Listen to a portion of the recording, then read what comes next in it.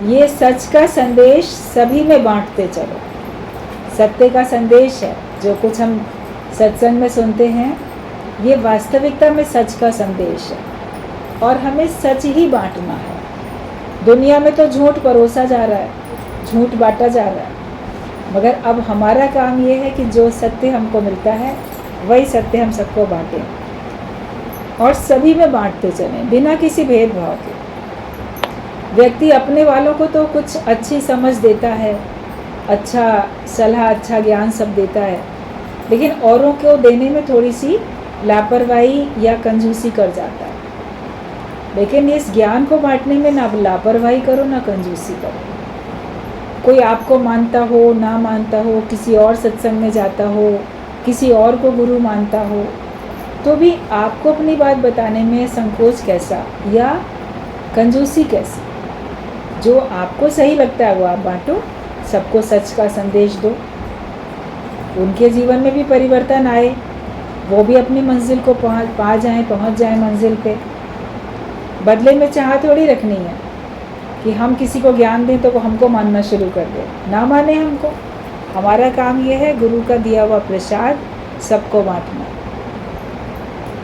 मंदिर जाते हो, वैष्णो देवी, यहाँ वहाँ जहाँ भी कोई जाते हैं वहाँ से प्रसाद लाके सबको बांट देते हैं।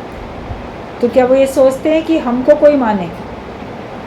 सब उस देवी को या उस तीर्थ को ही तो उस समय याद करके प्रसाद ले लेते हैं। ये वहाँ का प्रसाद है, बांटने वाले ने जिसने भी दिया, लेकिन उसको किस भाव से लेते हैं? ये फलानी जगह का उनका प्रसाद है। तो ये ज्ञान के वचन तो भगवान के दिए हुए हैं, भगवान का प्रसाद है, गुरु का प्रसाद है। बांटने वाला कोई भी हो सकता है, लेकिन देते समय भी ख्याल रहिए वहाँ का प्रसाद है, उसका मैं दे रहा हूँ, मेरा अपना नहीं है जो मैं देता हूँ। और लेने वाले को भी इस बात को पक्का कराना होता है कि ये भगवान का बताया हुआ वचन है, वेदों शास्त्रों में लिखी हुई वाणी है, गुरु के मुख से जो हमें मिली है, ये सनातन पुरातन शाश्वत ज्ञान है, ये जिसका कभी नाश नहीं होता है। तो ये सत्य है और इस सत्य को हमको सत्यता के साथ ही सबको बांटते जाना है। विरले ही ऐसे होते हैं जो गुरु के संदेश को हर एक तक पहुंचाते हैं। कोई विरले होते हैं ऐसे जो गुरु के संदेश को हर एक तक पहुंचा पाते हैं। सब लोग नहीं पहुंचा पाते, ये कार्य कोई कोई कर पाता है। जो अपने पे कृपा करता है, जो अपने पर वास्तव में कृपा करता है, वो ये ज्ञान सबको बांट पाता है। जो ये समझ जाता है कि मुझे तो ज्ञान को सबको बांटना है और गुरु के कार्य में सहयोग करना है, जो ये मान लेता है वो ही कर पाता है। तो हर एक कोई नहीं कर पाता।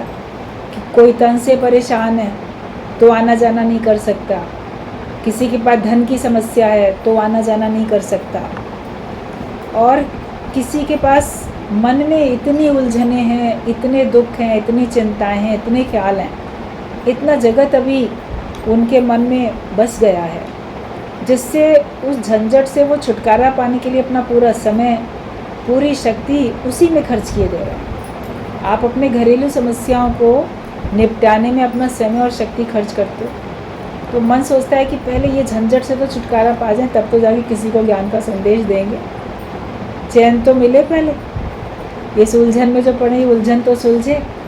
तो कोई तन के कारण, कोई मन के कारण, कोई धन के कारण गुरु का संदेश तब तक नहीं पहुंचा पाते। आप अगर अपने अंदर की स्थिति को जांचो और समझो कि भगवान की कृपा से मेरा तन इतना ठीक है कि मैं कहीं किसी के पास जा सकता हूँ, और मेरी याददाश्त भी इतनी ठीक है, या जो गुरु के द्वारा बोली गई वाणी लिखित रूप में मेरे पास है, मैं उसको पढ़ के किसी को बता सकता हूँ, और आपके पास थोड़ा धन भी है जो आप किसी के पास जाने में अपने किराए में खर्च कर सकते हो, और मन की उलझने एक किनारे करके उसमें से हम थोड़ा समय अगर बचा सकते हैं तो क्यों ना बचा लें, तो क्यों ना हम हर एक को ज्ञान का संदेश दे दें। लहरें तो आती रहेंगी सागर में, कभी भी लहरें आनी बंद नहीं होंगी, लेकिन उन्हीं लहरों में तो हमें स्नान करना है। तो झंझटें, परेशानियाँ, मुसीबतें आती रहेंगी, किसी न किसी प्रकार की। कभी आप सोचो कि सारे प्रॉब्लम सॉल्व हो जाएं, फिर ज्ञान का कार्य करेंगे या फिर सत्संग में आएंगे, तो बाद में देखोगे आपका तन दिक्कत में आया। कभी आपका मन परेशान था, कभी धन की समस्या थी, फिर धन की समस्या सॉल्व हो गई, आपके मन की परेशानी भी सारी उलझनें समाप्त हो गई भगवान की कृपा से, तो आप देखोगे आपका शरीर इस लायक नहीं आना जाना कर सके, दूसरे पे का आधार लेना पड़ रहा है तो नहीं कर पाओगे। तो जब देखो सब कुछ थोड़ा थोड़ा, मान लो पूरा ठीक भी नहीं है लेकिन थोड़ा थोड़ा भी ठीक है, तो उसमें से हमें समय बचा लेना चाहिए और हमें इस ज्ञान के कार्य को करना शुरू कर देना चाहिए। उससे आप देखोगे बाकी समस्याएं जो हैं, थोड़ा समय बचाया और वो बहुत सारी समस्याएं थी, वो धीरे धीरे समाप्त होती जाएंगी। जब भगवान के कार्य में लगते हैं तो भगवान हमारे लिए खुद ऐसी व्यवस्था बना देते हैं जिससे हम उनके कार्य में सहयोग करने के लिए और फ्री होके, निर्बंधन होके, मुक्त हृदय से, प्रसन्नता से हम कार्य कर सकें। तो ये काम फिर ईश्वर का है, हम तो काम करना शुरू करें, आपको भगवान का, प्रकृति का, सबका सहयोग मिलता ही चला जाएगा। तो कोई विरले ही ऐसे होते हैं जो गुरु के संदेश को हर एक तक पहुंचा पाते हैं, सभी लोग नहीं पहुंचा पाते हैं। और आप अगर पहुंचा पाते हो, पहुंचा सकते हो, तो ये भगवान की कृपा है, गुरु की कृपा है, बस सिर्फ अपनी कृपा करनी है अपने ऊपर। तुम भाग्यशाली हो जो ये जीवन का कीमती समय, पीक टाइम 20 से 50 साल भगवान के चरणों में डाल दिए हैं। आयु जो होती है, जब आपकी आयु 20 साल की हो जाती है, 20 से पहले तो आप बच्चे हो, अभी पढ़ाई करते हो, अभी बहुत सारे आपको अपने कैरियर बनाने के लिए पढ़ना है या कोई जीविका उपार्जन के लिए कोई आपको ट्रेनिंग लेनी है, कुछ सीखना है और आपको बड़े सारे अभी अनुभव लेने हैं, तो वो समय जो आपका है वो उसी में निकल जाता है। लेकिन 20 साल से लेके उसके बाद 50 साल की उम्र जो बीच का ये समय है, ये हमारी लाइफ का एकदम पीक टाइम होता है, एकदम जिसमें हम ऊर्जा से भरे होते हैं। युवा जो होता है उसके अंदर तन में, मन में, हौसला, सब शक्ति कितनी होती है और उसके अंदर में रिस्क लेने की भी क्षमता होती है। ओल्ड एज में आप रिस्क नहीं उठा सकते, आपको लगेगा नहीं शायद ऐसा ना हो जाए, वैसा ना हो जाए, अपने ऊपर कॉन्फिडेंस भी कम होता है। और जवान लोगों को देखो कितना कॉन्फिडेंस अपने पे होता है। तो अगर किसी ने 20 साल की उम्र से लेके 50 साल तक की उम्र, उस उम्र में अगर ज्ञान पक्का करके ज्ञान का कार्य कर लिया तो वो बहुत आगे उन्नति कर पाता है। लोग तो 50 साल के बाद सुनने की सोचते हैं, वानप्रस्थ में जाने के बाद ज्ञान पक्का करेंगे, लेकिन ज्ञान तो आपको ब्रह्मचर्य आश्रम में ही पक्का करना है। जन्म से लेके 25 साल तक की उम्र जो है वो ब्रह्मचर्य आश्रम के अंतर्गत आती है। ब्रह्म ज्ञान तो तभी पक्का करना है। और जो 25 से 50 साल तक की उम्र है वो गृहस्थ का कार्य करने के लिए है, उसी में भगवान का भी काम करना है, उसी में ज्ञान का भी काम करना है। जब और काम कर सकते हो तो ये काम भी कर सकते हो, चाहोगे तो समय निकाल सकते हो। 25 से 50 की उम्र तक आप नौकरी भी तो कर लेते हो। पहले तो रिटायरमेंट होती थी 50 में, 52 में, 58 में, अभी तो 60-62 में होने लग गई है। लोग कहते नहीं हम और करेंगे नौकरी, तो सरकार भी उनकी बात मानती रहती है। कहीं 65 में रिटायर हो रहे हैं, कहीं ज़्यादा अनुभवी कोई होते हैं मेडिकल के क्षेत्र में, या कहीं कहीं तो उनकी आयु 70 भी करी जा रही है कि नहीं इनका बहुत अनुभव है, सबको फ़ायदा पड़ेगा, चलो इनको भी रिटायर ना करो। उसमें लोग शोर मचाते हैं कि इन्हीं को अगर देते रहोगे अवसर तो नए लोगों को नौकरी कब मिलेगी। तो ये तो खैर लोगों की जबान की और उनकी बूढ़ों की और सरकार की आपस की चलती रहती है विचारधारा, जो भी चलती है। लेकिन ज्ञान में आने के बाद आप जिस उम्र से भी सत्संग में आ जाओ, ज़रूरी नहीं है हर एक कोई 20-25 साल की उम्र में सत्संग में आ ही जाए। आपको भगवान ने जब अवसर दे दिया, जब जागे तब सवेरा, आप उसी उम्र से ज्ञान के कार्य में लग जाओ। जो सुनो उसको सुनाने में लग जाओ।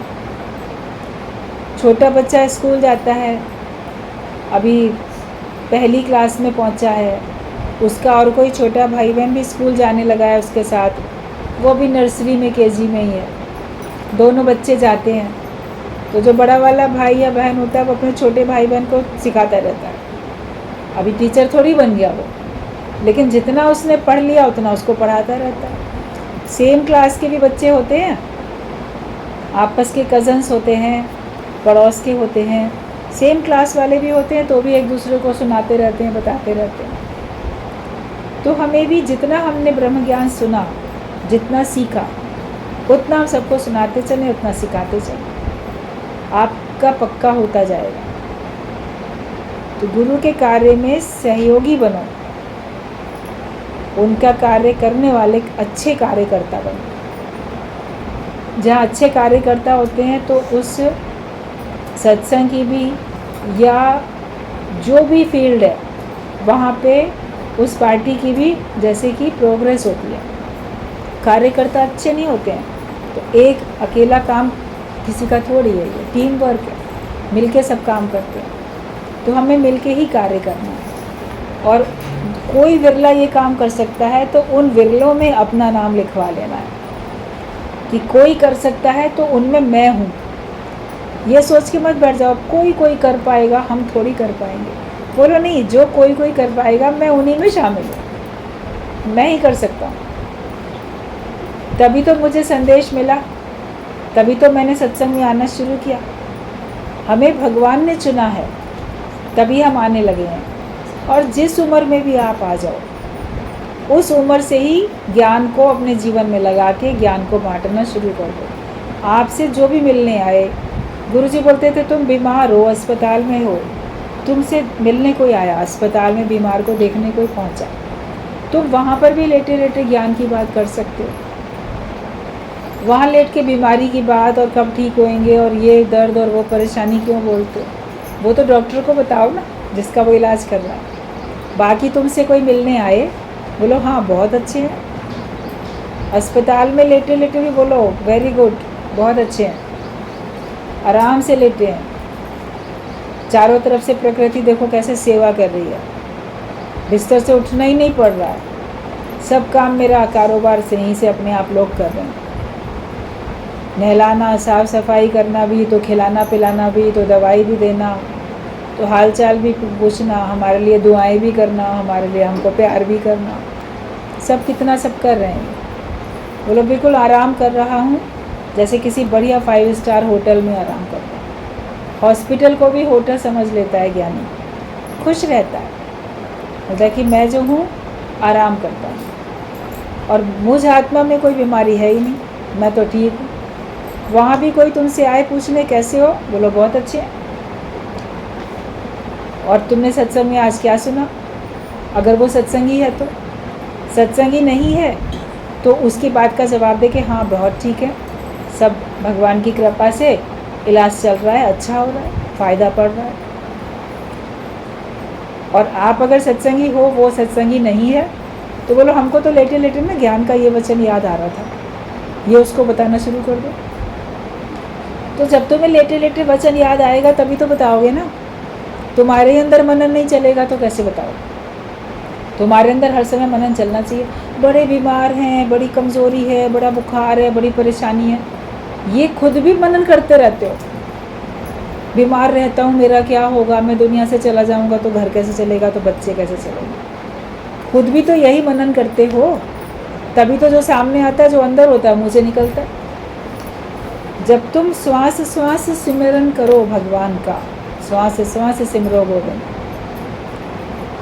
तो कब करोगे? कोई मुहूर्त निकलेगा तब तो करोगे क्या? जिस समय से आपको ज्ञान मिला, मन में केवल भगवान का नाम, ज्ञान का नाम चले, भगवान पे भरोसा, भगवान पे विश्वास, भगवान को सौंप दो, डोरी उनको सौंप दो। तो ये कार्य तुम्हें करना है। बीमारी में भी कर सकते हो, और स्वस्थ हो तब तो कर ही सकते हो। आना जाना कोई आपके पास आता है, ऐसा तो नहीं है कि आपसे कोई बोलता ही नहीं।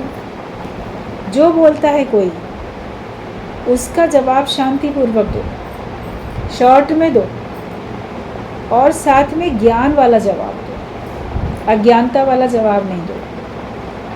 हम हमेशा हर एक से ज्ञानवान वाले व्यवहार करें, भले वो ज्ञानी है या नहीं, आपका मित्र है कि नहीं, आपको पसंद करता है कि नहीं, लेकिन आपकी तरफ से ज्ञान का व्यवहार, ज्ञान का जवाब होना चाहिए। अपनी वाणी में अमृत घोलो, हमेशा ज्ञान के वचन आपके अंदर हो, भाव होना चाहिए। तो ये ज्ञान का कार्य तो आपसे होता ही रहेगा।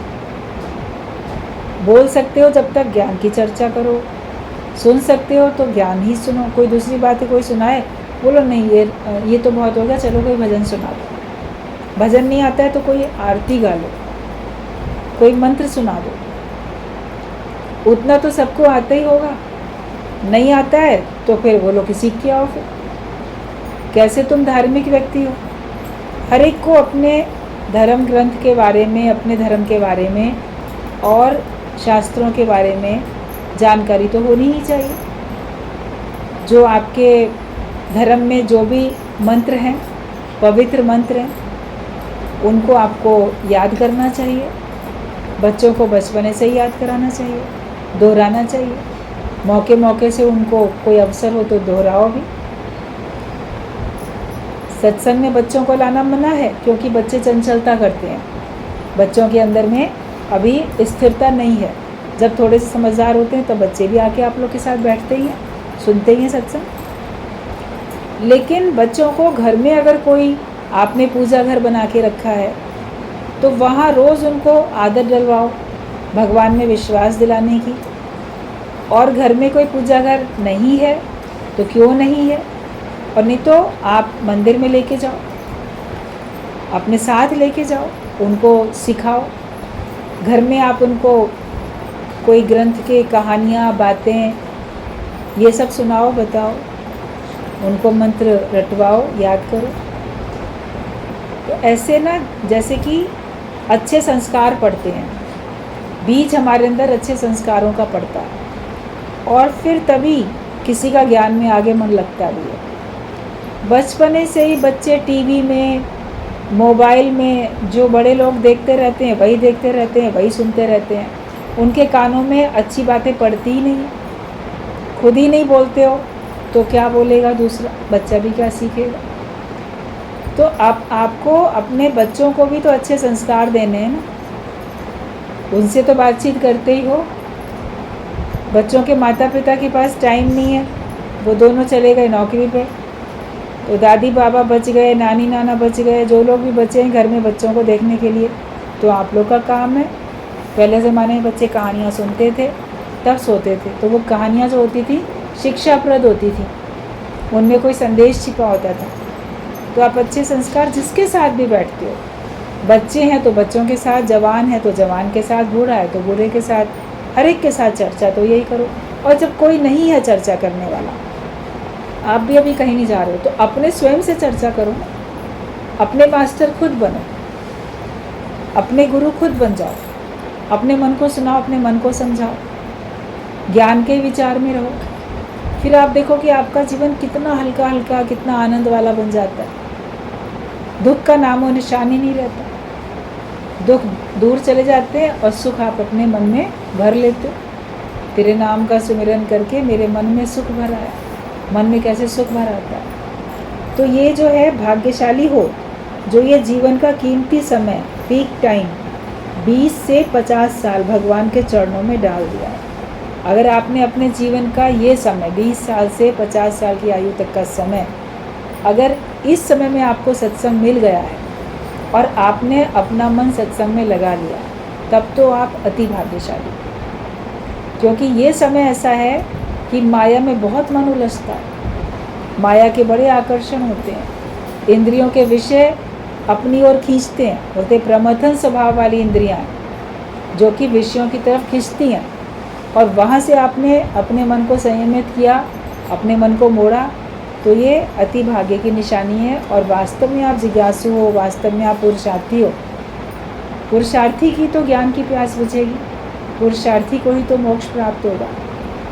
तो ये समय अगर हम दे देते हैं तो सबसे अच्छी बात है। बाद का समय तो आपके पास जैसे समय है और उसमें आप कुछ और कर नहीं सकते, इसीलिए आप सत्संग कर रहे हो, या लाचारी मजबूरी में आपने दिया। उसमें भी किसी विरले को वैराग्य लगता है, 50 की उम्र के बाद भी कोई आ पाता है, शुक्र है आ पाता है उस उम्र में भी, वरना बड़ी उम्र में भी लोग नहीं आते। संसार के सारे बूढ़े लोगों को देखो, क्या सत्संग में मन लगता है उनका? उनका माया में ही मन लगता है, प्रपंच में ही मन लगता है। लेकिन अगर आपका मन लगता है तो ये भाग्य की निशानी है।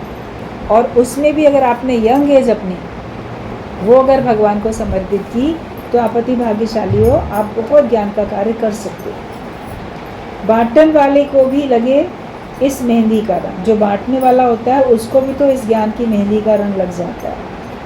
आप किसी को मेहंदी लगाओ तो कहीं ना कहीं आपके भी हाथ में इधर उधर कहीं ना कहीं एक चीटा कुछ ना कुछ लग ही जाएगा, कितनी भी सावधानी रखो लग जाता है। और पहले ज़माने में तो कोन वगैरह से भी नहीं लगाया जाता था, ऐसे अपनी उंगली से ही ऐसे उसका तार बना के लगा के कितनी बारीक बारीक मेहंदी, सब लोग सुंदर मेहंदी लगाते थे, तो उसके भी हाथ में लगती थी। तो ज्ञान का रंग आप दूसरे पे लगाओगे तो आपके ऊपर भी ज्ञान का रंग चलेगा, जो दूसरे को बताओगे आपका मन भी सुनेगा। तो ज्ञान बांटते चलो तो इस ज्ञान की मेहंदी का रंग जो है आपके ऊपर भी लगता जाएगा। रंग वाले को एक रंग वाले ने कहा, अपने ही रंग मोहे रंग दे, बस यही रंग लगाते चलो कि जो तुम्हारा रंग है उसमें मुझे रंग दो। जो भगवान का भक्त होता है वो तो यही कहता है ना, अपने ही रंग में मुझे भगवान तो मिला। माया के रंग में तो अभी तक बहुत रंगे थे और लोगों ने अपने अपने रंग में रंगने की बहुत कोशिश की थी। जैसी संगत वैसी रंगत, as the company so the colour.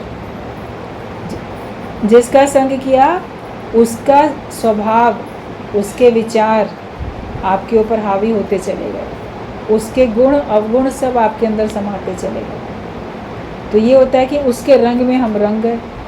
पहले हम इस प्रकार के नहीं थे, पहले हमारा ऐसा स्वभाव नहीं था, अब उसका संग करके हमारा स्वभाव ऐसा बन गया। कोई कहता है ना ये तो पूरी तरह उसके रंग में रंग गया, माया में भी। तो अब सत्संग में आके लोग आपके लिए कहें तो पूरी तरह से भगवान के रंग में रंग गए, ये तो पूरी तरह से ज्ञान के ही रंग में रंग गए। अब इनके ऊपर कोई दूसरा रंग दिखता ही नहीं है, माया का रंग अब इनके ऊपर दिखता ही नहीं, अज्ञानता इनके ऊपर अब है ही नहीं, अज्ञानता की झलक भी नहीं मिलती है। तो गुरु वो रंगरेज है, उसके पास आके बोलो कि तुम हमें अपने रंग में रंग।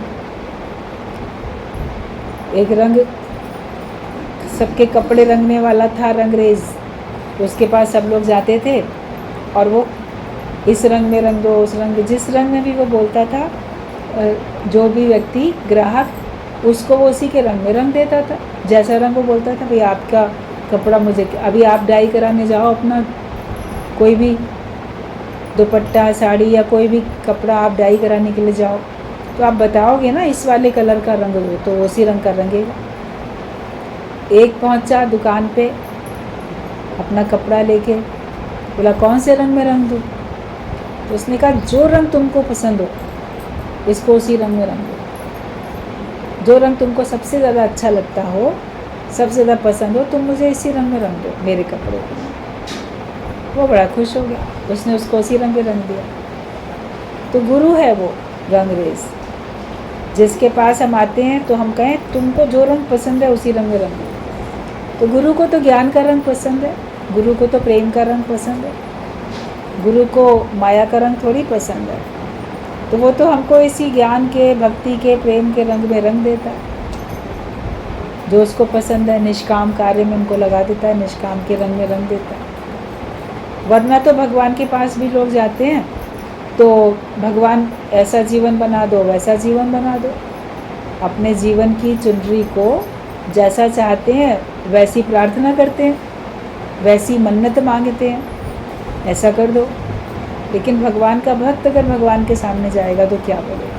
भगवान आप मुझे अपने ही रंग में रंग, मैं तुम्हारे ही रंग में रंग जाऊँ। तो भगवान फिर किस रंग में रंगेंगे? भक्ति के रंग में रंगेंगे ना भगवान। और वो रंग सबको पसंद आएगा।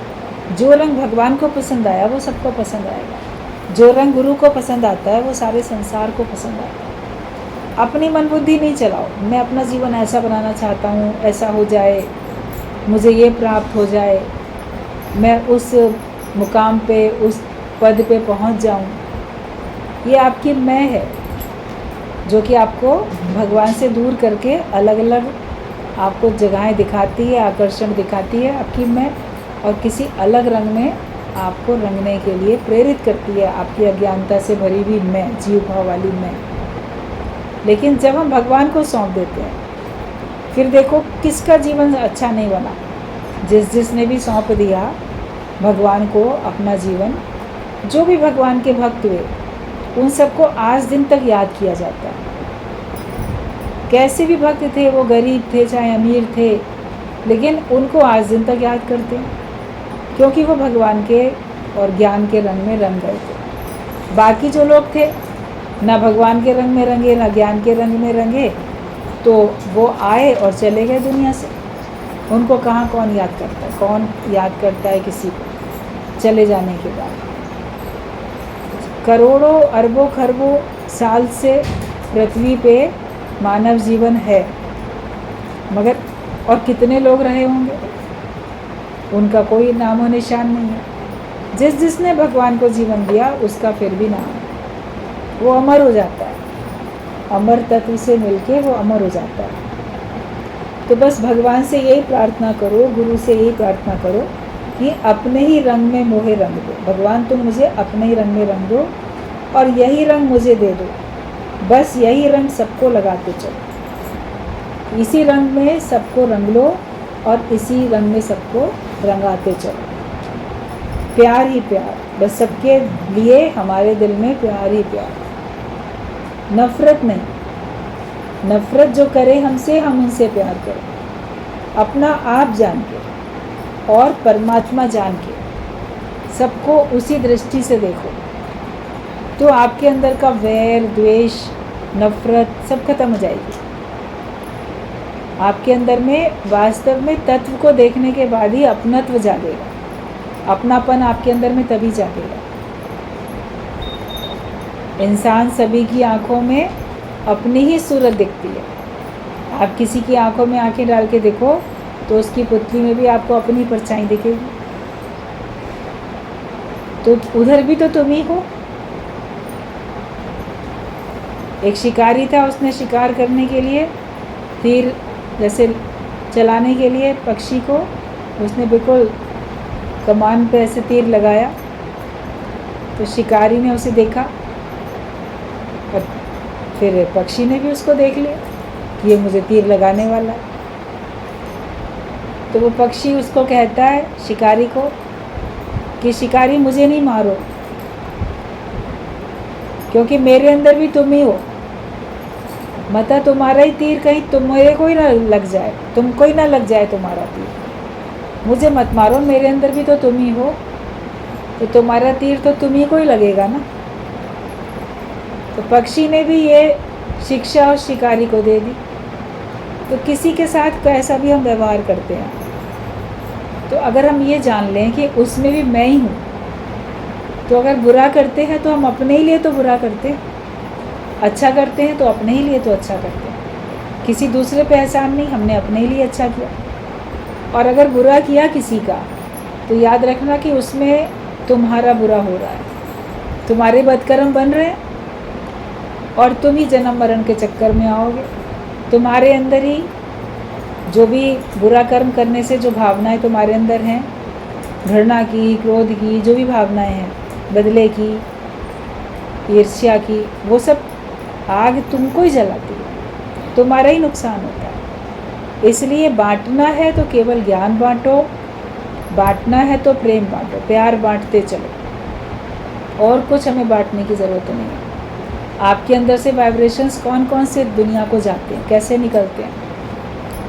एक महिला बस में चढ़ी, बड़ी भीड़ थी, उसके पास कुछ 3-4 थैले सामान भी थे, बड़ी उम्र की थी, उलझ रही थी और स्वभाव से भी क्रोधी थी। बस में चढ़ी भीड़ है तो सबको इधर ठोकर इधर धक्का, अरे बैठने दो, खड़ा होने दो, बड़े लोगों को नहीं उम्र देते हो, ये महिलाओं की सीट है, तुम बैठ गए।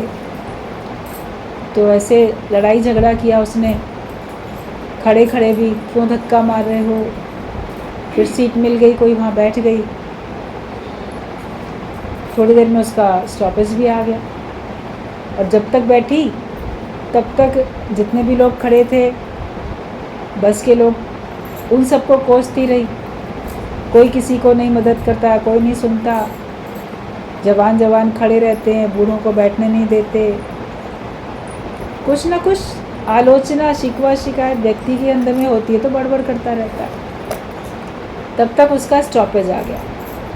उठी, फिर अपना सब सामान लेके जाने लगी। तो एक ने उससे कहा, माताजी अपना सारा सामान लेती जाना, कुछ छोड़ के मत जाओ। तो उसने देखा चारों तरफ, थैला भी है, ये भी है, वो नहीं, मैंने सब ले लिया। तो उसने कहा, नहीं, अभी तुम कुछ छोड़ के जा रही हो। वो, मैं तो कुछ भी छोड़ के नहीं जा रही हूँ। तो उस व्यक्ति ने कहा कि आप इस बस में अपने गलत वाइब्रेशंस छोड़ के जा रही हो। जो माहौल ख़राब कर दिया था ना, गलत बोल बोल के सबका मन ख़राब हो गया था, तो जो गलत वाइब्रेशंस थे वो भी अपने संग लेती जाओ। सामान तो अपना लेके जाती हो, लेकिन गलत जो आपके विचार चारों तरफ फैल गए, वाइब्रेशंस, भावनाएं, वो भी अपने संग लेती जाना। तो सिद्धांत ये है कि हम जहाँ भी बैठते हैं, अपना एक्शन या अपनी वाणी या अपने थॉट, जो हमारे विचार हैं, अंदर ही हैं, अभी बोले भी नहीं, आपने उसके हिसाब से अपने कोई बॉडी लैंग्वेज में भी नहीं दिखाया, एक्शन भी नहीं किया, लेकिन मन की भावनाएं श्वासों के ज़रिए वायुमंडल में फैलती हैं, तो वो भी तो प्रभाव पड़ता है। जो अंदर भाव होता है उसका प्रभाव चारों तरफ पड़ता है। तो अंदर अगर अपनापन होगा, ज्ञान होगा, प्रेम होगा, तो जहाँ बैठोगे अपनेपन का और प्रेम का चारों तरफ माहौल बनेगा। जो उस दायरे में आएगा उसको वैसी फीलिंग आएगी। कभी किसी के साथ बैठने में आपका मन अशांत से शांत हो जाता है, और कभी कहीं बैठने में आपका मन शांत था, लेकिन किसी जगह बैठते हो, इर्द गिर्द भीड़ है, कुछ और लोग बैठे हैं, तो आपका मन धीरे धीरे अशांत हो जाता है।